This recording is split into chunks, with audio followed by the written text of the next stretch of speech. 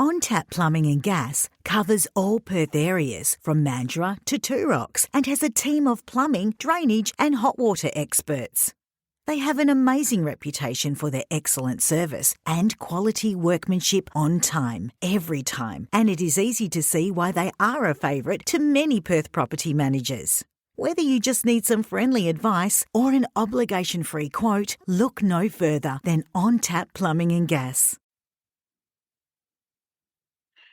Thank you everyone for listening in and tuning into today's episode. I have Taylah and Darren, and they are from RT EDGAR, and I am really excited because this is a little bit of a different in terms of content and conversation for our podcast. And I want to talk about a little bit more about what's happening in different states. And as property managers, we should really have an idea of what's going on in other locations to make, I guess at the end of the day, our clients are in different states at the moment. I think we're seeing a big increase in the interstate buying. And so one of the things that goes through my mind is making sure that we like if we have a landlord, for example, in Victoria and they're buying in WA, that sometimes what happens is they can assume that the laws are the same when they're not. And so that education, that cross education is really important. So if you do get a client that calls you interstate to say, to question maybe a process that you're doing, you are aware that it's actually different where they live and what they're experiencing. So that's what our conversation is going to be about today. And so I'd like to welcome Darren and Taylah to talk to us about Victoria. But let's start off with a little bit of an intro for you guys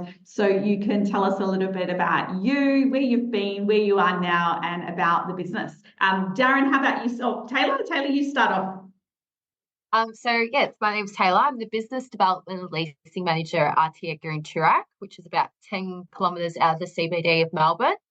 So I've been in this role for 3 years, and then prior to that, I was a property manager for 7 years. So in total, I've been in the property management for 10 years, which is a long time, and I've worked in Stonnington my whole career. So that's a little bit about me. Darren? Yes, thank you. I'm head of property management here at RT EDGAR and have been so for a couple of years now, and my career is long. I've been around for quite some time, but it just means I've learned a bit. I've done predominantly property management. I've previously owned a franchised office. I'm also a licensed auctioneer, licensed real estate agent. So I get to see a lot of real estate transactions around Melbourne from both sides, whether it be buying, selling and also leasing. So, yeah, it's been great. Enjoyed so far and continue to do so. Excellent. And Taylah, you're in business development, aren't you? Yeah. Excellent. And just for curiosity, for my own interest, the market at the moment, getting new business, is it easy, hard, local investors, interstate? Yeah, that's a good question. It's mainly local investors, and it's more so people that may have purchased and they're just not ready to move into it yet. So they only want to rent it out for a year or two before their permits come in. But we're not really seeing a huge amount of investors out there wanting to buy an investment property. It's kind of there's, they've had it for a while and they've self-managed it, or it's from Airbnb. So, yeah, we just haven't seen a great deal of true investors out there due to the current climate, which we'll chat about. Yeah, excellent. Well, let's get straight into it because I will be honest, I live in a little bubble in WA and I do try to listen out to sort of what is happening interstate. Yeah. And all I've heard is that it's crap in Victoria and that it's crap for property managers, it's crap for investors, but I actually don't know all the information, the details. So why don't you start with sort of what you think is sort of one of the biggest challenges that you're facing at the moment? Yeah, perfect. Did you want to start off? Yeah, there's a multitude. Like you said, it's not just one owner or rent provider that's been hit. It also affects renters as well. And then, as you rightly said, property managers are the little piggy in the middle that see both sides of the fence, and the challenges they have are to balance both their conversations. So I guess if we looked at the challenges that face rent providers first, there's quite a raft of those that have come in, and I'll use over, say, the last 2 years just to give you a bit of a snapshot of the landscape there. If you're an owner of a property, majority of owners aren't rich millionaires. They are generally the mum and dad investors and so on. So they've probably got a loan on the property. In the last 24 months, there's been 13 rate increases. So that alone, in a sense, would just increase the actual holding cost of an investment property for a rent provider. Then, again, around about 2 years ago, the Victorian government initiated a whole raft of legislation changes that came through. And they were varying from, notice periods, inspections, but there was also legislation they brought in, which was minimum standards and safety checks. And that creates a whole raft of work involved in there. So I'll just stop you there. So with the changes, do you know how long it'd been since you had the changes previously? I think we've just had changes, but it's been about 10 years. Do you know how long it'd been since you guys? The Residential Tenancies Act was 1997. Yeah, okay. Because that was one thing that came up with us, and one thing I just spoke about is I think changes are okay, but there's a certain time and place to be doing them. And during this rental crisis is not really the right time to be doing it. That was, for me, that was my thing. It wasn't about the legislation, it wasn't about the changes, it was about the timing. So for you guys though, yes, I think it would be the timing. Is this the right climate for us to be making changes? But number two, potentially the unfair changes as well, I would suggest. That be right? Yeah. It was almost a perfect storm, because the changes were flagged prior to COVID. None of us knew that was going to happen, did we? So then as COVID hit, they then changed it and delayed it a bit. So if you look at it, we all had to personally and professionally cope with COVID. And then at the back of that, when in a sense it pretty much ended, the new legislation started. So property managers were jogging a whole lot then. And it's been 2 years since, and there's a lot better understanding of them, whether they be fair, unfair, or maybe need to tweak again. But it was just a whole raft of, it was 130 odd changes that had to be undertaken and understood by property managers. So, like I said, tough gig. Absolutely. So can you talk about a couple of those changes? I mean, obviously we can't go through 130 of them, but talk to us about a couple of the changes that maybe have caused maybe the biggest problem. Yeah, so the biggest one is minimum standards. So now a property is required to meet 14 requirements. So it's such things as making sure that you've got a heater in the main living area, and it's only the owners only have 4 types of heating to choose from. So a non-ducted heating and cooling unit, a split system, an open fireplace, and a gas heater. If you live in an apartment building and where the OC might not be okay with installing a split system, then you are okay to put one of those electric wall panel heaters, or if the cost to run duct, so the duct work from a AC unit to the outside is going to cost an average one's probably, the unit's probably 2,000 and the installation's 1,000. If you bought the same unit and then the installation was going to cost 6,000, well then that's a bit not fair. So that's your only leeway in an apartment. So that's the biggest challenges. And in that itself, the property manager, we've had to undergo a lot of training. We've had to rely on people such as detector inspector and residential commercial safety compliance to really help us in this sense. But with all these new laws, it comes with a cost. So, for instance, say I go out, list the property, get the compliance check done, which is about $800, and then I'll come back and say there's items that are not safe that you have to get done, and then there's non-compliance issues. So that's the distance between a stove and a range hood. At that time, when that range hood was installed, it was okay with the regulations, but if that owner went to go upgrade the range hood, they would have to adjust the height. But this could be anything when it comes back with the report and the quote. This could be anything from $300 up to $15,000.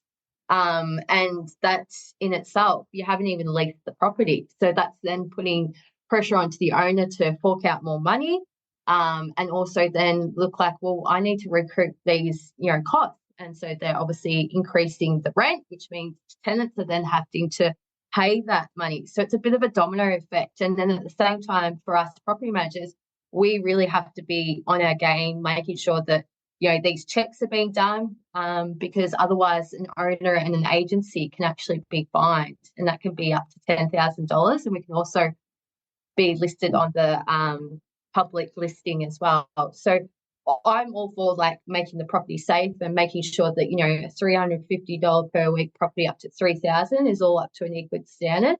But yeah, it's really putting a bit of a financial pressure onto the owners, because there's no way out of it. They can't avoid it, because if they don't do that, they get fined. And then they're like, well, God, this is costing me so much money. I may need to look at my options of going to Airbnb where there's less regulations, or, okay, I'm going backwards here. I can't hold it. I'm going to have to sell, which means there's that lack of stock coming onto the market and tenants don't have anywhere to live. So, yeah.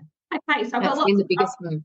Yeah, so I've got lots of questions in this because I genuinely am curious about it. So what throws me with heating, for example, is that it's, and it's the same with aircon, and I know with aircon, I'm assuming is aircon one of the minimum standards as well as heating it? No, it's not. It's one that there's a lot of groups that are asking for it to be, yes. So that's probably, in the discussion behind closed doors at the moment, but yeah. We usually have winter and summer here in Victoria, so it's probably all in one day. No, it is.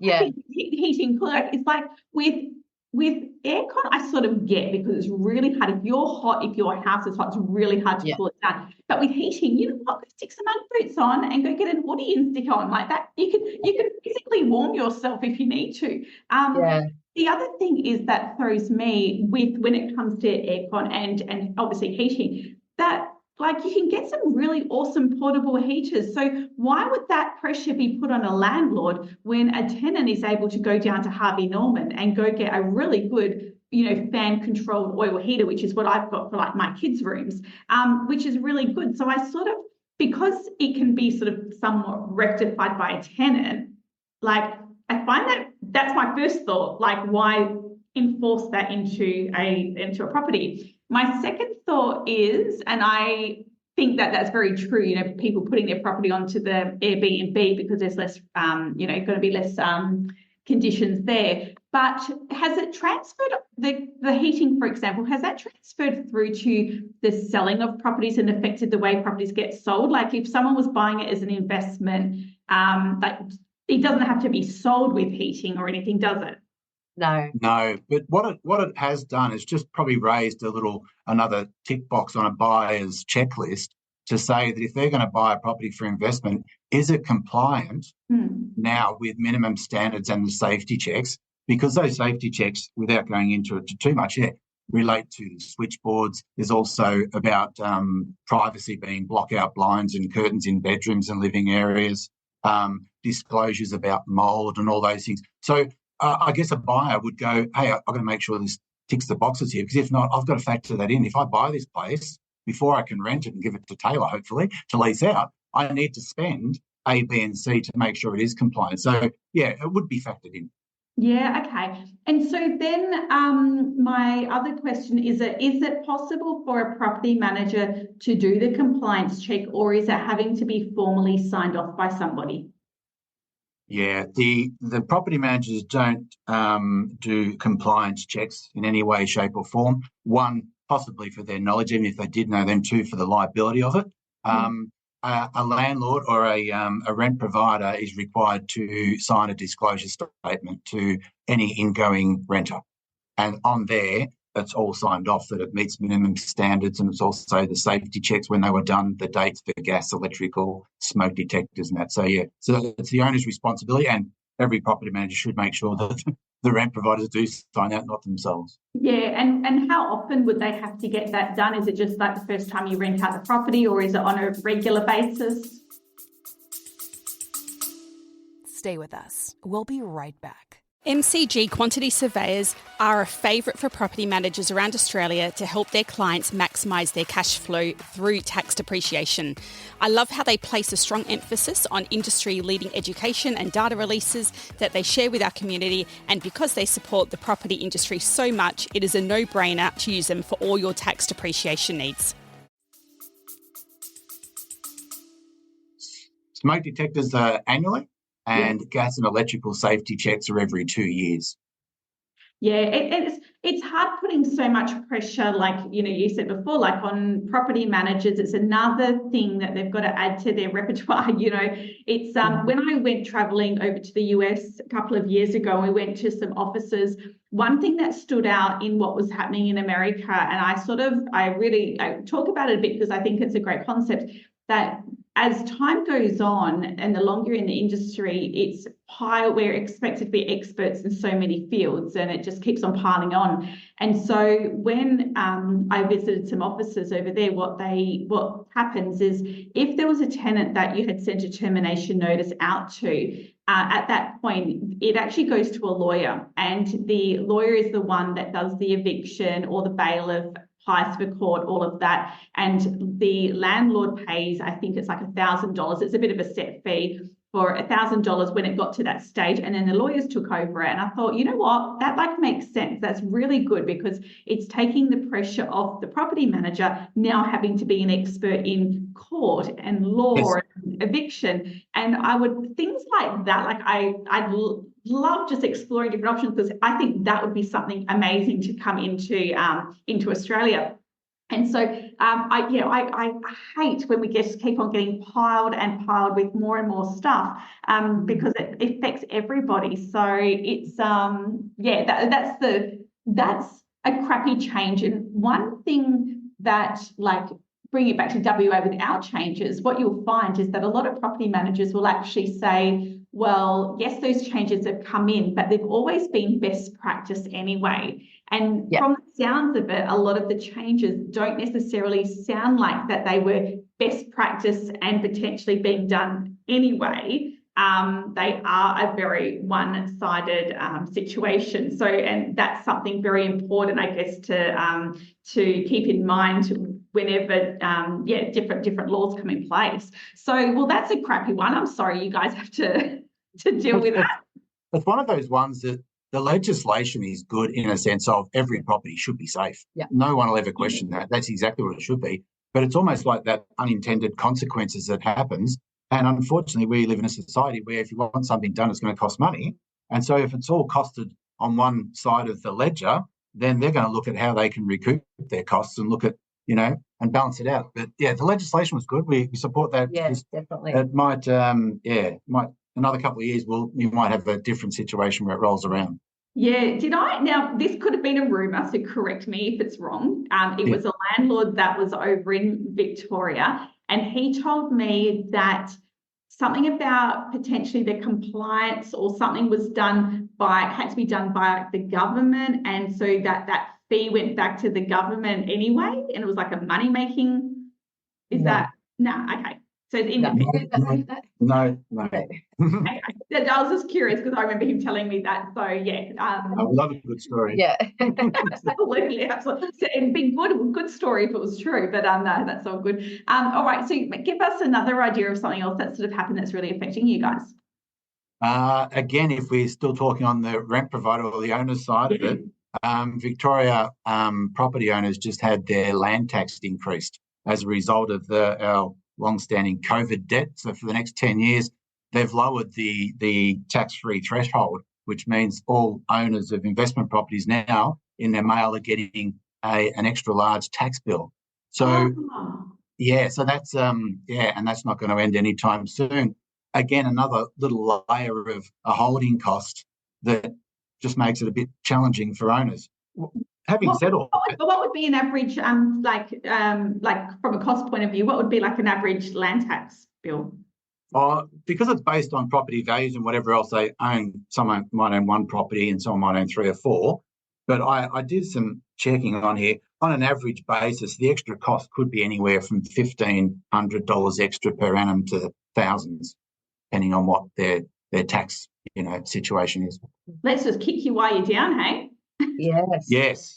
And then you've got, which is pretty much around the country, is just the overall cost of living that everyone talks about, the pressures of things. So owners' insurance, owners' corporation fees, even arranging those trades that we just talked about. Trying to find a trade is hard because there's so much going on, and then materials. So it almost seems like everything you touch just keeps on adding up to more money, doesn't it?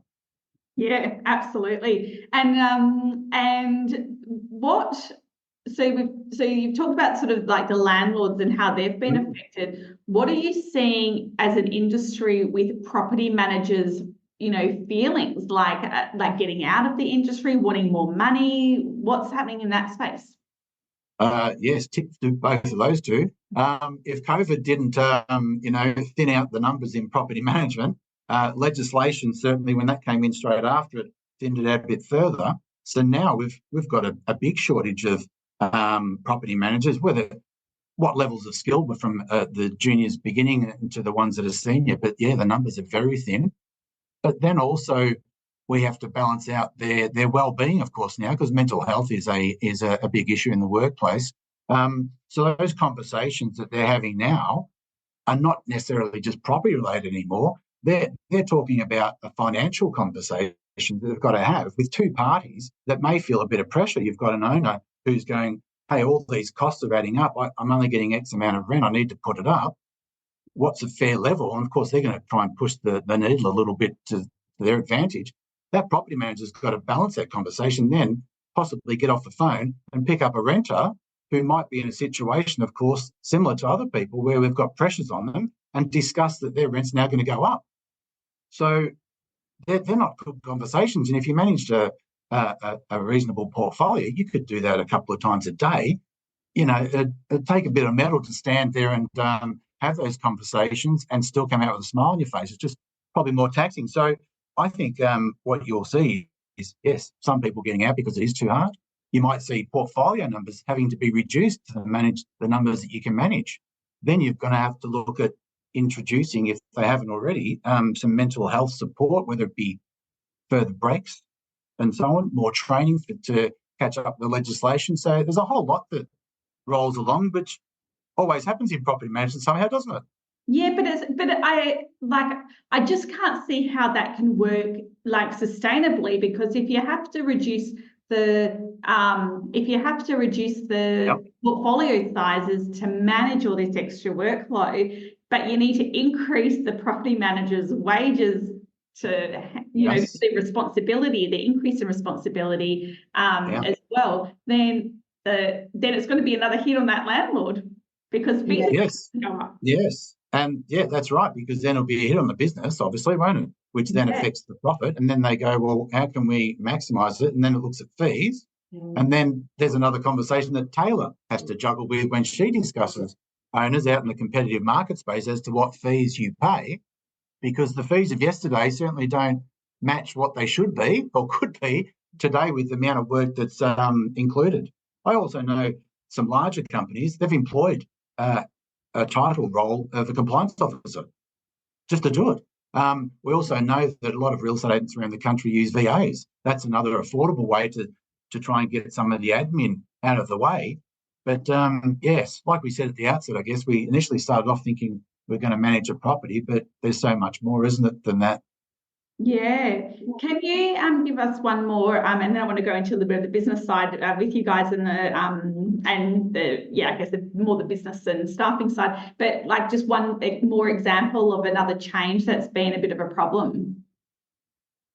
I think we're pretty much covered. I would say it's a change, but yeah, we're just seeing, I guess this kind of will wrap up and we'll probably go into what you're saying. It's this, with all these kind of costs and everything, we're just seeing clients be like, wow, I'm starting to go a bit backwards here. Is it time for me to sell the property? And which we're seeing an influx of, owners sell up, which are coming onto the sales market, which means those properties don't come back on the rental market because there's no investors out there that are wanting to buy. So they're going to owner occupy it. So then there's less properties on the rental market, and then there's this high demand, which then, when there's high demand, the rents go up. And then the tenants have got the inflation and then having to increase their rental range. It's just a massive domino effect, and it's really tough for both parties. But if there was anyone that was looking to invest, it is a good time to have enter into the market, because you can get those high rent, as well as it's leasing off market or within 2 weeks with low vacancy, and you're getting more than 10, in some cases more than 10% return than what it was previously rented. So if you're a landlord looking to buy, then as long as you are aware that there's maybe going to be like potentially, a couple of $1,000s extra per year in expenses, but you may actually recoup that in those rents as well. But so maybe it's probably more for the newer investor in the market as opposed to the seasoned investor who has had experienced it a lot differently and probably would be a little bit more bitter towards the changes. But then you've got some new investors that probably have never experienced all of the good stuff before, so maybe won't be as bothered by it. And then I guess what I would like to see with our changes is ultimately getting more first home buyers into the market. So that's, I think, would be a good outcome if you can reduce the number of renters and increase the number of first home buyers, so that that helps the market a little bit. I think that's a generational thing. I don't know whether the younger generation are into owning property these days. That's a good theory, and one that is it's happening a little bit down here, because the flow-on effect, if an investor does sell out here for whatever reason, and let's say, for instance, an investor isn't looking to buy back in, it's creating opportunities for the first home buyers, which is great. The downside again, though, good, tick the box, the first home buyer's got a home, great, let's celebrate, but that's one rental property that's now out of the rental pool, which shrunk it even smaller. And then the other difficulty, of course, is that the aspirational buyers, the first home buyers, if they're not living at home, they're probably renting, which means their savings are going to be impacted because they've got to pay such a higher rent. That's going to impact their ability to get a deposit ready to buy that. And we're seeing from our current tenants that are in place, they're seeing in the media 30 groups outside and open for inspection. So they're like, you know what, I'm just going to take on the rental increase and renew my lease for 12 months. So again, that stock's not coming up because people are so scared to seeing what's out in the media about that one. And it doesn't help when you've got, purple pingers and all of that on TikTok, scouting everybody to find some content, for their web. Hopefully we don't end up on there after this. I've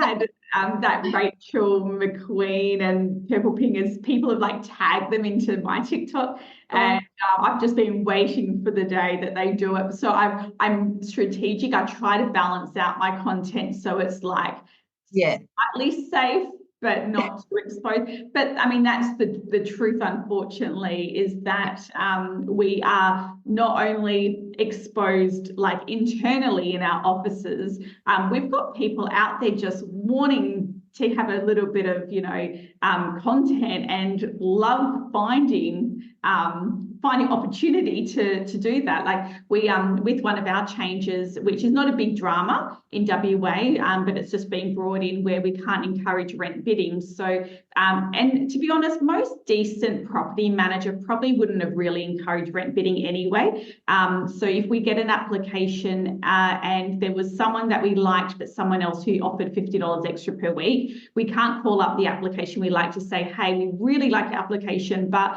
someone else has offered $50 more per week. Are you happy to match? So we can't have that conversation, but but people can still offer more and we can still accept more. So for me, it's still pretty good. I don't mind that, but there has been advice from our governing body where they there's been from our governing body where they're saying that they're going to get like mystery shoppers out to go and keep an eye on us. And I'm like, that's just wrong. Like that's just creating an untrust in the industry between the public and real estate agents when whether it's someone on TikTok doing it or whether it's someone with our governing body saying, oh, we're going to go and check on property managers and make sure they're doing the right thing. Like that's wrong. And I hate seeing that in the industry. Well, in Victoria, just announced only a short while ago, they're going to form a task force for rental.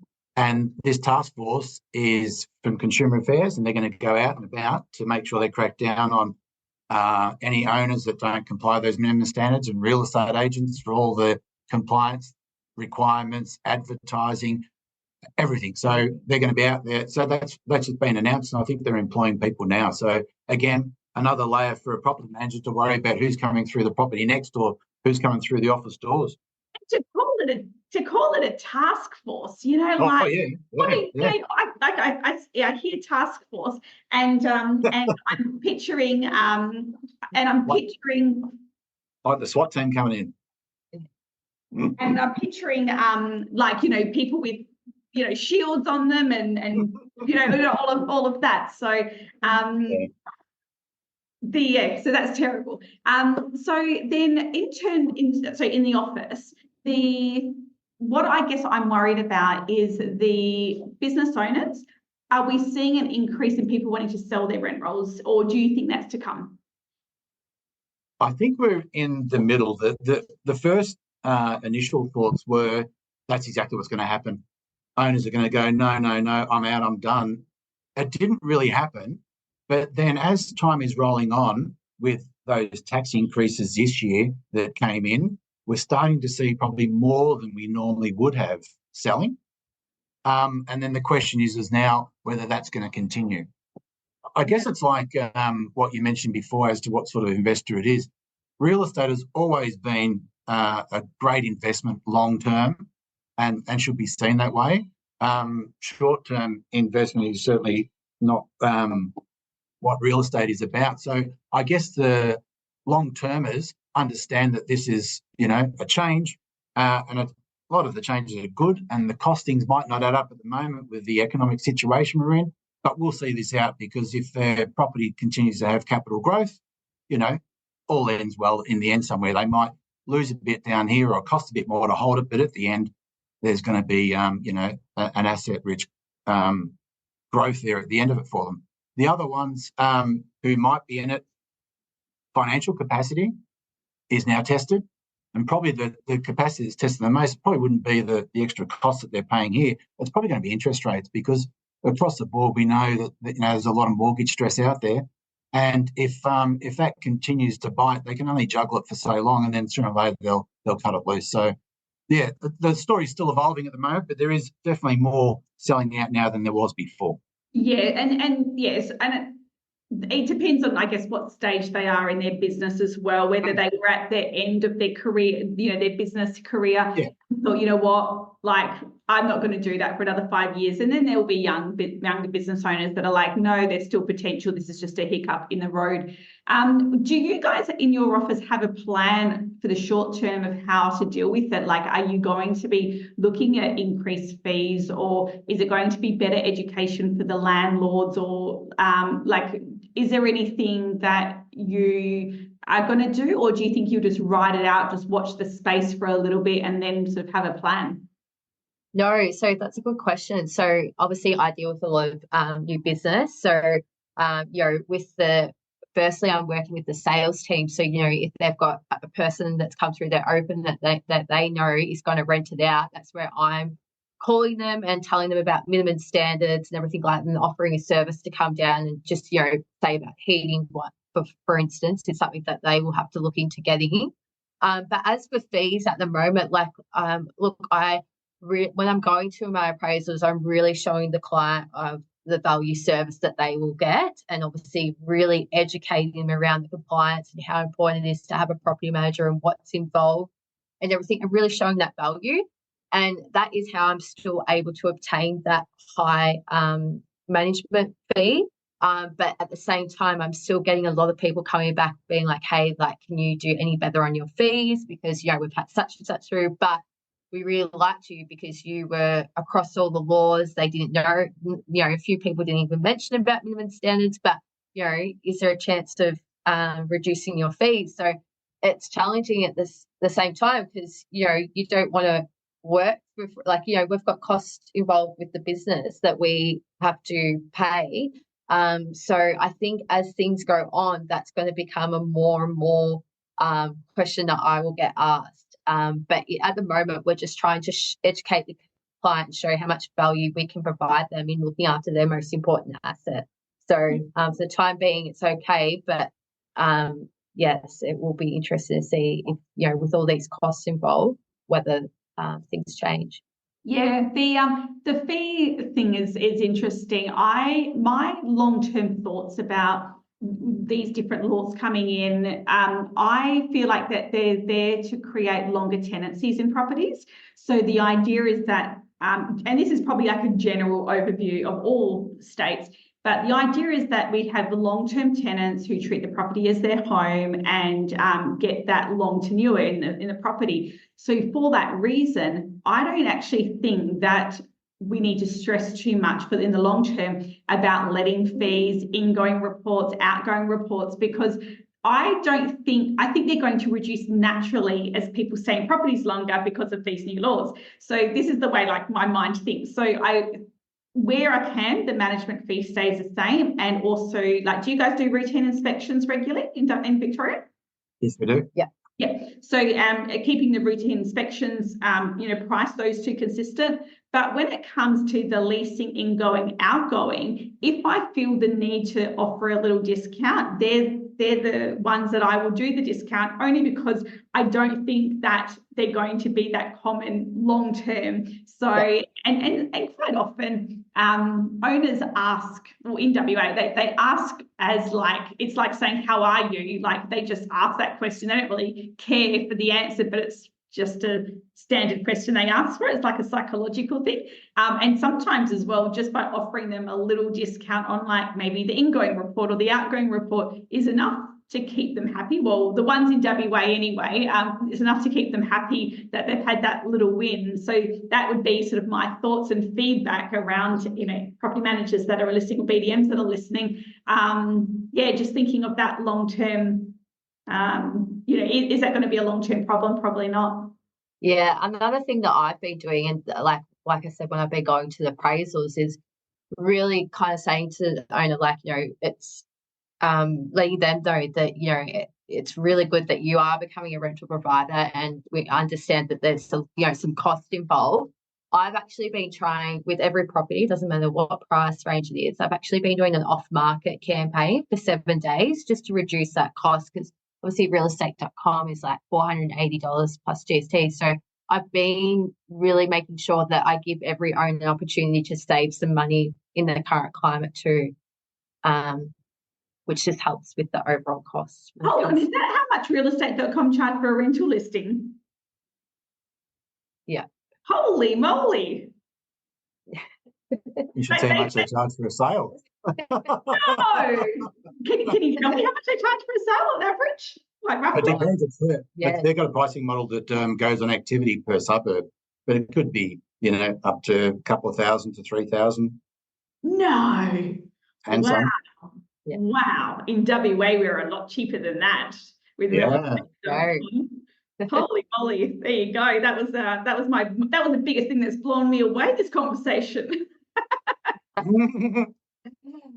I think one thing that all that Taylor's mentioned and you've discussed yourself, Ashley, I don't think the competitive rush to offer low fees will be around anymore if it's not already stopped, because practicality, property managers fully understand the workload they do. And then I think business owners also now look at the bottom line and go, hey, we just can't afford to do it for that lower percent. It's just not viable. And if you do, then you'd be concerned, because the only way you can provide a service that you need to do, you're going to have to cut corners, which is not what you want to do for your biggest asset. And with the task force that could walk in your door, you wouldn't want to risk it either for the fines and non-compliance. No, that's right. And what a great reminder for business owners to be speaking to their BDMs and property managers about what that bottom line is for managing a property, so that they're going into appointments knowing that, because like you said, why would you take on a property that's going to cost you money to manage? Like, it's absolutely not viable, and definitely not worth having it. Yeah. The whole business side of things I find super interesting, but I guess this goes for personal or professional. I always say we shouldn't make any decisions when you're angry or upset about something. So people that maybe could be upset about the changes or whatever it could be, whether you're an employee or whether you're a business owner, I would say don't make any rush decisions. Like, it's a little bit of a learning curve now, but don't make a decision while you are feeling upset about the changes or what's going on. Just give it a little bit to ride it out, so that then you're making a decision whether it's to get out of the industry or whether it's to get out of the business with a clear mind and not in the middle of the whirlwind, if that makes sense. Yeah, definitely. Yeah, too true. And we always have our weekly meetings and discussions in our group itself that when you're speaking with a renter or a rent provider, they may have external pressures that we're not aware of, and they might let off a bit of steam, which is unfortunate. There's part and parcel of being a property manager, but hopefully it's never really personal. It's just them venting about a situation that they can't control, and then having a debrief when they get off that phone that, hey, wasn't a good conversation, but there's nothing personal, that's just the way it goes, and move on, because you don't want to carry too many of those around and just wear you down, and then you become grumpy, and it doesn't need to be. So hopefully we always still have a positive face. Last question I just thought of is, we didn't actually talk about tenants. Are tenants happy? Do they have this like new entitlement with personality because of the changes, or have they been affected negatively or positively? Yeah. Go on. I'll go with one. I'll let Taylah take over. I think some of the legislation changes were terrific for renters, and one of them I'll give you an example of is the non-resistance for pets. So they're allowed to have pets. They ask the owner, of course, but then the owner's not allowed to have an invalid reason to say no. So they can have pets, and they're also allowed to make some small changes, minor changes, to make it more homely. And I think that's great, because it's their place that they live in, their own space. So I think all that's been positive. I just feel for renters, in regards to, they're in a storm at the moment that they didn't create. They're just part of it. That high rents, low vacancy rates, they've either got to stay and pay a higher rent, or vacate and run the risk of minimal properties, or, which is what we've seen also, to make it more affordable, they're moving out of the area that they may have had their roots in there and move out to a further area, moving further out. So, challenges all around, but I'll let Taylah say some more if you need. I just think as well now, so like I think with the PMs and what they've spoken about is that, now that tenants are popping these rent increases, they're kind of making sure that if there's a maintenance item that it gets dealt with, because that they're paying for it. So I think once upon a time, a lot of renters would let it go, loose door handle, whereas now if they're getting $100, $150 rent increase, they're like, no, well, you put my rent up, I want this fixed. So, and that it's fair enough. Like, they're paying rent for a property to have everything working, everything. But again, it's a very domino effect on the owner and renter side.